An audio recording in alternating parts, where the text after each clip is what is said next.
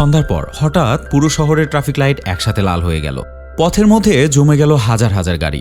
গাড়ির হর্ন, বিশৃঙ্খলা সবকিছু যেন অচেনা এক শক্তির হাতে আটকা পড়েছে। অন্যদিকে দেখা যায় পুলিশের কন্ট্রোল রুম থেকে কেউই বুঝতে পারছে না যে কিভাবে এই সিস্টেমগুলো হ্যাক হয়ে গেল। আর এ সময় আমরা দেখতে পারি একটি ল্যাপটপ স্ক্রিনে হ্যাকিং কোডগুলো দৌড়াচ্ছে। এমনকি সেই স্ক্রিনের সামনে বসে আছে একটি হ্যাকার। এখন প্রশ্ন হলো, স্ক্রিনের সামনে আসা এই হ্যাকারটিকে, সে কি আসলেও কোনো ক্ষতি করার জন্য এসব করছে, নাকি সেও বড়ভাবে ফেসে গেছে কোনো একজন ব্যক্তির ফাঁদে? আর এই সব কিছু জানবো আজকের এই ভিডিও থেকে। তো বন্ধুরা, গল্পটি পুরোপুরি এনজয় করতে চাইলে প্রথম থেকে শেষ পর্যন্ত দেখার আমন্ত্রণ রইল। গল্পের শুরুতেই আমরা গ্যারি উইন্টন নামের একজন ব্যক্তিকে দেখতে পারি। সে মূলত নার্ভ নামের কোম্পানির প্রতিষ্ঠাতা। এরপর আমরা দেখতে পারি গ্যারি তার কোম্পানির একটি সেমিনারে সবার উদ্দেশ্যে বলতে থাকে, সফটওয়্যার কোম্পানির রেটিং 0 অথবা 1 দিয়ে প্রকাশ করা হয়, আর যার মানে বোঝানো হয়েছে হয়তো তুমি থাকবে অথবা হার মেনে নেবে। পাশাপাশি গ্যারি মনে করত দুনিয়ার কোনো কিছুই অসম্ভব না, সঠিক জায়গা আর ট্যালেন্ট বাছাই করতে পারলেই সব কাজেই সফলতা আসে। আর এরপরে গ্যারির উপরে একটি অভিযোগ চলে আসে, যেখানে বলা হয় গ্যারির এই ঘোষণা আশেপাশের কোম্পানিগুলোকে হুমকির মুখে ফেলেছে। তবে গ্যারি বলে এটা একটা ফ্রি মার্কেটিং প্ল্যাটফর্ম, এখানে শুধুমাত্র একটি অ্যাকাউন্ট ক্রিয়েট করেই যে কেউ আমাদের সাথে কাজ করতে পারে। পাশাপাশি গ্যারি তার সেমিনারে আরও বলে, 3 মাসের মধ্যে আমি নাফস নামের একটি সফটওয়্যার রিলিজ করব, যার মাধ্যমে যে কোনো মানুষ ছবি, টেক্সট অথবা ভিডিও সেন্ড এবং রিসিভ করতে পারবে। আর স্নাফসের লক্ষ্য হচ্ছে পুরো দুনিয়ার মানুষকে একত্রিত করা। ঠিক তখনই একজন সাংবাদিক গ্যারিকে বলে, আপনাদেরও কিছু প্রতিযোগী কোম্পানি আছে, তারাও একই রকম সফটওয়্যার বাজারে আনার চেষ্টা করছে। আপনি কি বলতে চাচ্ছেন 3 মাসের মধ্যেই এই সফটওয়্যার আপনি রিলিজ করতে পারবেন? গ্যারি তখন উত্তরে জানায়, সফটওয়্যার রিলিজ করার জন্য যে কোনো কিছু আমি করতে রাজি আছি। 3 মাসের মধ্যেই আমার সফটওয়্যার বাজারে আসবে। আর এই কথা বলেই গ্যারি সেই সাংবাদিককে এক প্রকার চ্যালেঞ্জ ছুড়ে দেয়। পরের সিনে আমরা গল্পের প্রধান চরিত্রে থাকা মাইলো নামের এক ছেলেকে দেখতে পারি। মাইলো ছিল একজন কম্পিউটার এক্সপার্ট। মাইলোর পাশাপাশি আমরা মাইলোর কিছু বন্ধুকেও দেখতে পারি। তাদের মধ্যে একজনের নাম ছিল টেডি। টেডি ছিল মাইলোর বেস্ট ফ্রেন্ড। টেডি নিজেও মাইলোর মতোই কম্পিউটারে বেশ এক্সপার্ট ছিল। মাইলো আর টেডি মিলে কম্পিউটারের বিভিন্ন কম্পিটিশনে অনেকবারই জিতে এসেছে, যার ফলে সফটওয়্যার দুনিয়াতে তাদের ডাকনাম বেশ ভালোভাবেই আছে। এরপরে আমরা এলিস নামের একটা মেয়েকে দেখতে পারি। এলিস নামের এই মেয়েটা মাইলোর গার্লফ্রেন্ড। আর এ সময় মাইলোর আরও 2 জন বন্ধুকে দেখা যায়, যাদের কথা আমরা গল্পের পরবর্তী অংশতে জানতে পারবো। এখানকার সবাই গ্রাজুয়েশন কমপ্লিট করেছে, এখন তারা সবাই মিলে একটি কোম্পানি রান করতে চায়। আসলেও তারা একটি ওপেন সোর্স সফটওয়্যার বানানোর জন্য চেষ্টা করছে। বন্ধুরা, ওপেন সোর্স সিস্টেম হলো এমন একটি বিষয় যে সফটওয়্যারগুলোতে অনেক প্রোগ্রাম আপলোড করা হয়, আর যেগুলো প্রোগ্রাম যে কোনো মানুষ ইচ্ছা করলে পার্সোনালি ব্যবহার করতে পারে। যেমন রেড হ্যাট, এটি একটি ওপেন সোর্স সফটওয়্যার এবং এই সফটওয়্যারগুলো ইউজার সাপোর্টের উপর নির্ভর করে টাকা ইনকাম করে। তো যাই হোক, এরপরে আমরা দেখতে পারি মাইলো তার বন্ধুকে বলে, 3 জন ইনভেস্টিগেটর আমাকে কল দিয়েছিল। আমরা যে ইউনিভার্সিটিতে পড়াশোনা করেছি সেখানে এখনই লাইভ ব্রডকাস্ট হবে। বন্ধুরা, আপনাদের আগেই বলে রাখি, মাইলোর ইউনিভার্সিটির অন্যতম একজন প্রফেসর ছিলেন গ্যারি। মাইলোর অনেক আগে থেকেই ইচ্ছা ছিল গ্যারির আন্ডারে সে কাজ করবে। তো যাই হোক, এরপরই তারা টিভিতে সে লাইভ দেখতে থাকে। এরপর সে প্রোগ্রাম চলাকালীন অবস্থাতেই গ্যারি মাইলোকে কল দিয়ে নার্ভ কোম্পানিতে জব করার জন্য অ্যাপ্লাই করতে বলে, মানে সেই নার্ভ যে কোম্পানির কথা অনেক আগেই আপনাদের বলেছি। আসলেও গ্যারি অনেক আগে থেকেই মাইলো এবং টেডি সম্পর্কে জানত, তাই কোনো প্রকার ইন্টারভিউ ছাড়াই মাইলো এবং টেডিকে সে তার কোম্পানিতে জবের অফার দিয়ে দেয়। ওদিকে দেখা যায় গ্যারির এমন কথা শুনে মাইলো কোনোভাবে বিশ্বাসই করতে পারছিল না।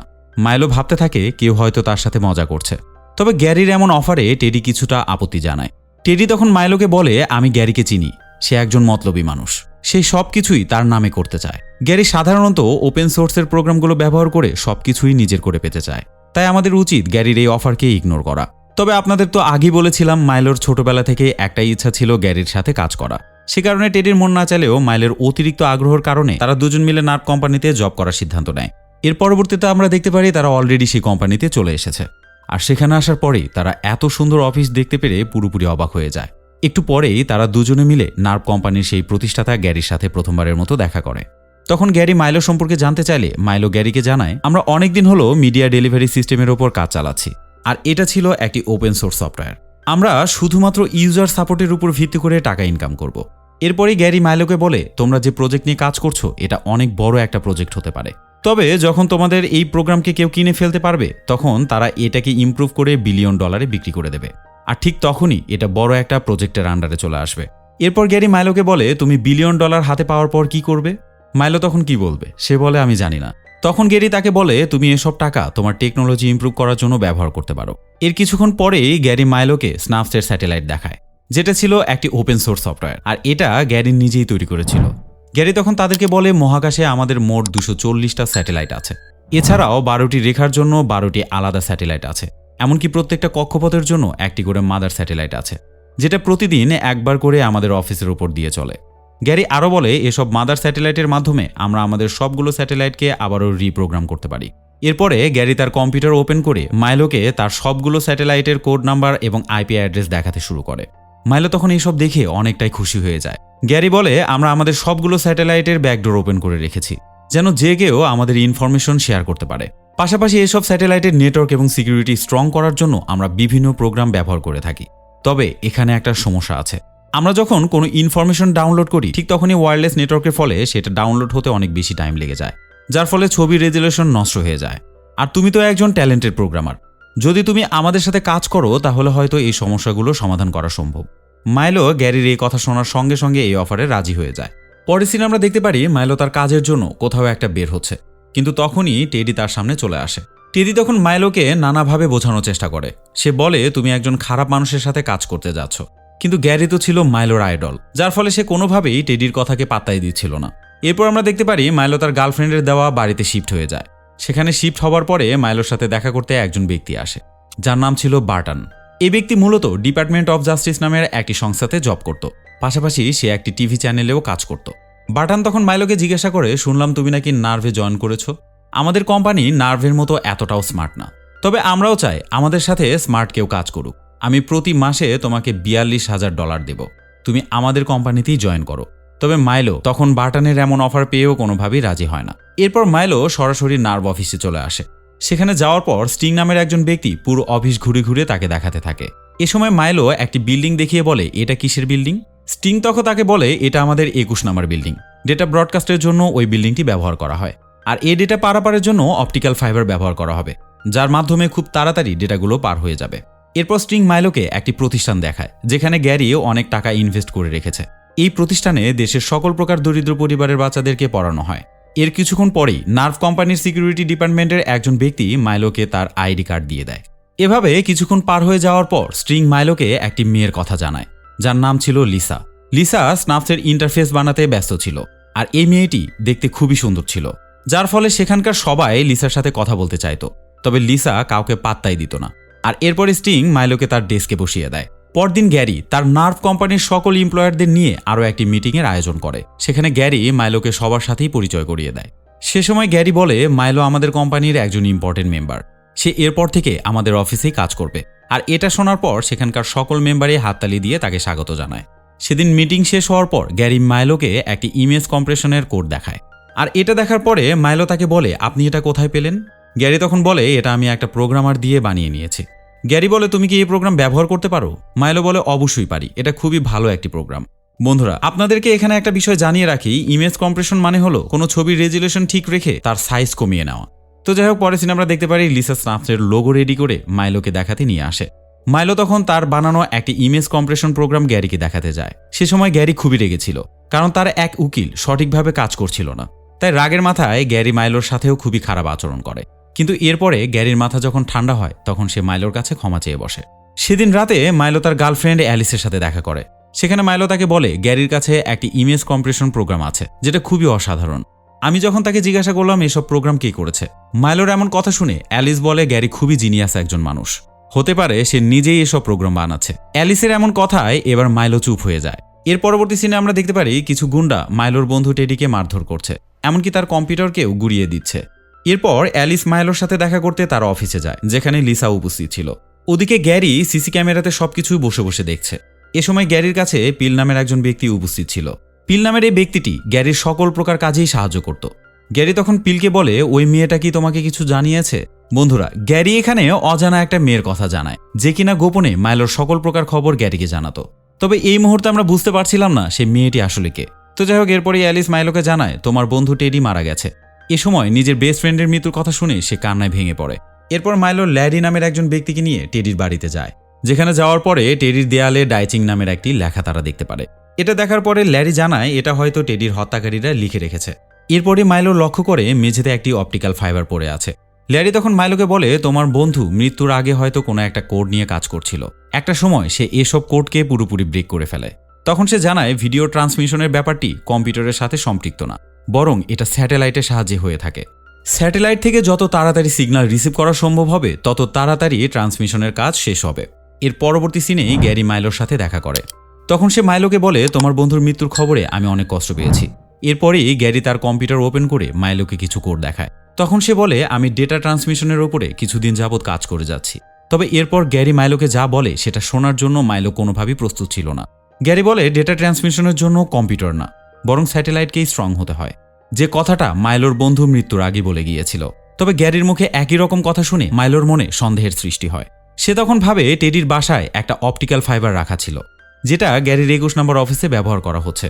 তার মানে গ্যারি লুকিয়ে লুকিয়ে সবার উপর নজর রাখছে, আর হতে পারে গ্যারি টেডির হত্যাকারী।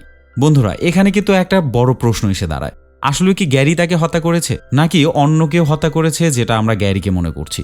আর এই বিষয়টা আমরা ভিডিওর পরবর্তী অংশতেই জানতে পারবো। তো যাই হোক, নিজের মনে সন্দেহ সৃষ্টি করে মাইলো চলে যায় তার গার্লফ্রেন্ডের কাছে। সেখানে গিয়ে সে তাকে বলে, টেডি বলেছিল গ্যারি একজন মতলবী ব্যক্তি। গ্যারি তার স্নাফস নির্মাণ করার জন্য যে কোনো কিছু করতে পারে, তাই বলা যায় সে হয়তো সবার উপরই নজর রাখতে শুরু করেছে। অ্যালিস তখন বলে, গ্যারিকে সবার কম্পিউটার তাহলে হ্যাক করে রেখেছে। মাইলো তখন অ্যালিসকে জানায় হয়তো সে সবার কম্পিউটার হ্যাক করে রেখেছে, নয়তো সে পুরো শহরের সিসি ক্যামেরা হ্যাক করে ফেলেছে। পাশাপাশি সে তার 21 নম্বর বিল্ডিংয়ে আরেকটি অফিস খুলেছে, যেখানে সবার ডেটা সেভ করে রাখা হয়। আর এসব কথা শুনে মাইলো সিদ্ধান্ত নেয় 21 নম্বর বিল্ডিংয়ে যে কোনোভাবেই হোক তাকে ঢুকতেই হবে, যেন সে বুঝতে পারে এখানে আসলে কি করা হচ্ছে। এরপর মাইলো এবং অ্যালিস মিলে একটি টাইম বোম তৈরি করে। এরপর তারা সেটিকে নার্ভের স্টোর রুমে সেট করে দেয়। পরের সিনে মাইলো তার আইডি কার্ড ছাড়াই নার্ভের অফিসে ঢোকার চেষ্টা করে। তবে তখনই সেখানে থাকা সিকিউরিটি গার্ড মাইলোকে ধরে ফেলে। এমনকি আইডি কার্ড না থাকার কারণে সিকিউরিটি ইনচার্জের কাছে তাকে নিয়ে যাওয়া হয়। বব তখন মাইলোর জন্য একটি আইডি কার্ড রেডি করতে যায়। ঠিক তখনই তাদের স্টোর রুমে একটি বিস্ফোরণ হয়, যার ফলে সেখানে থাকা সবগুলো সিকিউরিটি স্টোর রুমের দিকে রওনা হয়। আর সেই সুযোগে মাইলো ববের কম্পিউটার থেকে একটি নকল আইডি কার্ড বানায়। এই আইডি কার্ডটি যে ব্যক্তির নামে করা হয়েছিল সে ব্যক্তি আসলেও আগে থেকে 21 নম্বর বিল্ডিংয়ে কাজ করত। তারপর 21 নম্বর বিল্ডিংয়ের সিসি ক্যামেরাগুলো সে হ্যাক করে ফেলে, যেন সে এই বিল্ডিংয়ে প্রবেশ করলে কোনোভাবে কোনো প্রমাণই না থাকে। এরপর সেদিন রাতে মাইলো লুকিয়ে লুকিয়ে সেই বিল্ডিংয়ে প্রবেশ করে। তবে খুবই আশ্চর্যজনক ব্যাপার হলো মাইলো সেখানে কোনো কিছুই খুঁজে পায় না। আসলেও গ্যারির এজেন্ট পিল আগে থেকেই জানতো মাইলো এই বিল্ডিংয়ে প্রবেশ করবে, তাই সে আগে থেকেই সবকিছু এই বিল্ডিং থেকে সরিয়ে রেখেছে। বিল্ডিংয়ের ভিতরে কোনো কিছু না পেয়ে মাইলো এবার মন খারাপ করে গ্যারির সেই স্কুলের সামনে দাঁড়িয়ে থাকে। সেখানে সে একটি কিবোর্ড এবং একটি মাউসের ডিজাইন লক্ষ্য করে। মাইলোর কাছে সেখানে থাকা মাউসের ডিজাইনটা অনেকটাই অদ্ভুত মনে হয়। এরপর সে মাউসটি হাতে নিয়েই দেখে সেখানে থাকা মাউসটি দেখতে পুরোপুরি স্যাটেলাইটের মতো। তারপর মাইলো সে স্কুলের ভেতরে প্রবেশ করে। সেখানে গিয়ে মাইলো একটি কম্পিউটারের সামনে চলে যায়। কম্পিউটারটি ওপেন করতেই সে দেখতে পারে অনেকগুলো প্রোগ্রাম সেখানে রান করা আছে। তারপর মাইলো সেখানে গ্যারির অ্যাসিস্ট্যান্ট পিলের নামে অনেকগুলো ফাইল দেখতে পারে। আর এগুলোকে রান করা মাত্রই মাইলো কিছু ভিডিও ফুটেজ দেখতে পারে, যেগুলো দেখে বোঝা যায় গ্যারি এতদিন যেসব প্রোগ্রাম মাইলোকে দেখিয়ে এসেছে সে সবগুলো প্রোগ্রামই সে কারো না কারো থেকে চুরি করেছিল, যার কারণে মাইলো আরও বেশি ঘাটাঘাটি করতে শুরু করে। সেখানে মাইলো শোয়াল নামের একটি বাটন দেখতে পায়। শোয়ালে ক্লিক করা মাত্রই সে গ্যারির কিছু ফাইল দেখতে পায়। সেখানে গ্যারি লিস্ট করে রেখেছে সে কার কার সাথে কাজ করতে চায়। মাইলো তখন সেখানে তার বন্ধু টেডির প্রোফাইলও দেখতে পারে, পাশাপাশি সে নিজের প্রোফাইলও দেখতে পারে। মাইলো এসব ফাইল দেখে অনেকটাই অবাক হয়ে যায়। এরপর সে আরও ঘাটাঘাটি করতে শুরু করে, আর তখনই সে অ্যালিসের একটি প্রোফাইল দেখতে পারে। সেই প্রোফাইল ওপেন করতে সে দেখতে পারে অ্যালিসের আসল নাম হচ্ছে রেবেকা পল। একটা সময় ড্রাগ সাপ্লাইয়ের অপরাধে অ্যালিসকে তার কাছ থেকে বের করে দেওয়া হয়েছিল। এর কিছুদিনের মধ্যে তাকে জেলেও নেওয়া হয়েছিল। তবে একটা সময় ND-47 অজুহাতে তাকে মুক্ত করা হয়। এরপর মাইলো ND-47 একটি ফাইল ওপেন করে। সেখানে সে প্যারি এবং বিসি স্মিথ নামের দুজন ব্যক্তিকে দেখতে পারে। বন্ধুরা, এখানে আপনাদের একটা কথা না বললেই না, এই দুজন ব্যক্তি মাইলোর বন্ধু টেডিকে হত্যা করেছিল, আর তারাই দেয়ালে ডাইচিং লিখেছিল।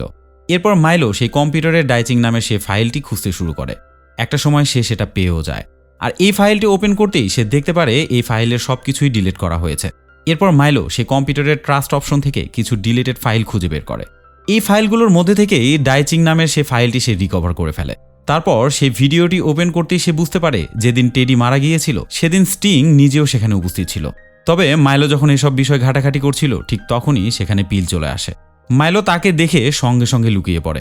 তবে মাইলো এবার যেখানে লুকিয়ে পড়ে সেখানে একটি ডিস্ক রাখা ছিল, যার ভিতরে গ্যারির বিরুদ্ধে সকল প্রকার প্রমাণ জমা ছিল। এরপর মাইলো সেখান থেকে কোনো রকম বের হয়ে এসে সোজা বার্টানের সাথে দেখা করে। আর বার্টান হচ্ছে সেই ব্যক্তি যে কিনা গল্পের শুরুতে মাইলোকে জব অফার করেছিল। তবে মাইলো যখন বার্টানের সাথে দেখা করতে যায় তখন বার্টান ব্যস্ত থাকাতে সে মাইলোকে কিছু সময় অপেক্ষা করতে বলে। যার কারণে মাইলো এবার ওয়েটিং রুমে বার্টনের জন্য অপেক্ষা করতে থাকে। তবে সে সময় সেখানে থাকা বার্টনের একটি ছবি সে দেখতে পারে, যে ছবিতে বার্টন ND-47 এর একটি শার্ট পরেছিল, যেটা দেখে মাইলো খুব স্পষ্টভাবে বুঝতে পারে যে বার্টন গ্যারির সাথেই যুক্ত হয়ে কাজ করে।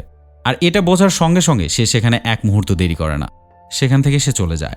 এরপর বার্টন যখন ফ্রি হয় তখন সে ওয়েটিং রুমে চলে আসে মাইলোর সাথে দেখা করতে, কিন্তু সেখানে সে মাইলোকে খুঁজে পায় না।